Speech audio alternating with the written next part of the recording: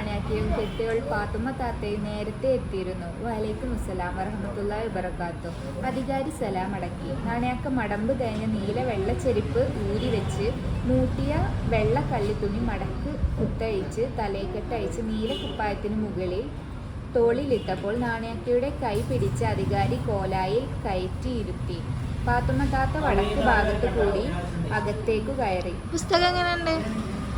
പുസ്തകം ഇതുവരെ വായിച്ചത് അടിപൊളിയാണ്. നമ്മുടെ അഡ്വക്കേറ്റ് TP രാമചന്ദ്രൻ്റെ ഒരു അടിപൊളി നോവലാണ്. ഇത് നമ്മളെ പഴയ മലപ്പുറത്തിനെ ആണ് ഇതിൽ സൂചിപ്പിക്കുന്നത്.